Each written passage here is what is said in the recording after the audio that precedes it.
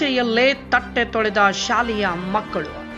ಊಟ ಮಾಡಿದ ತಟ್ಟೆಯನ್ನ ವಿದ್ಯಾರ್ಥಿಗಳು ಕೊಳಚೆ ನೀರಿನಲ್ಲಿ ತೊಳೆದ ಅಮಾನುಷ ಘಟನೆ ಬಾಗಲಕೋಟೆ ಜಿಲ್ಲೆ ಜಮಖಂಡಿ ತಾಲೂಕಿನ ಆಲಪಾಳ ಗ್ರಾಮದಲ್ಲಿ ನಡೆದಿದೆ. ಶಾಲೆಯ ವಿದ್ಯಾರ್ಥಿಗಳು ಮಧ್ಯಾಹ್ನ ಊಟದ ನಂತರ ತಮ್ಮ ತಟ್ಟೆಯನ್ನು ಚರಂಡಿ, ಕೊಳಚೆ ನೀರಿನಲ್ಲಿ ತೊಳೆಯುವ ದುಸ್ಥಿತಿ ಬಂದಿದೆ. ಸಂಬಂಧಿಸಿದ ಶಾಲೆಯ ಶಿಕ್ಷಕರು ಹಾಗೂ ಆಡಳಿತ ಮಂಡಳಿ ಕಾರ್ಯವೈಖರಿಗೆ ಸಾರ್ವಜನಿಕರಿಂದ ಆಕ್ರೋಶ ವ್ಯಕ್ತವಾಗುತ್ತಿದೆ.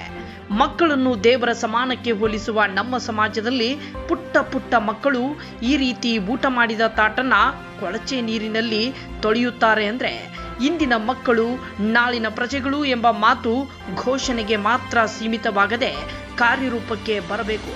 ಇದು ರಾಜಕೀಯ ವಿಷಯವಲ್ಲ, ಮಾನವೀಯತೆ ಮತ್ತು ಮಕ್ಕಳ ಭವಿಷ್ಯದ ಪ್ರಶ್ನೆಯಾಗಿದೆ. ಈ ರೀತಿ ಮಕ್ಕಳ ಸ್ಥಿತಿಯಾದರೆ ಮುಂದಿನ ಅವರ ಭವಿಷ್ಯದ ಬಗ್ಗೆ ಪ್ರಶ್ನಿಸುವಂತಾಗಿದೆ ಎಂಬ ಮಾತುಗಳು ಕೇಳಿಬರುತ್ತಿವೆ. ಇನ್ಮುಂದೆಯಾದರೂ ಇಂತಹ ಒಂದು ಅವ್ಯವಸ್ಥೆ ಅಲ್ಲಿ ನಿರ್ಮಾಣವಾಗದ ರೀತಿ ಅಲ್ಲಿನ ವ್ಯವಸ್ಥೆ ಮಾಡಬೇಕಿದೆ. ವರದಿ ಆಸ್ಮಾ ಕಮಲ್ನವರ್.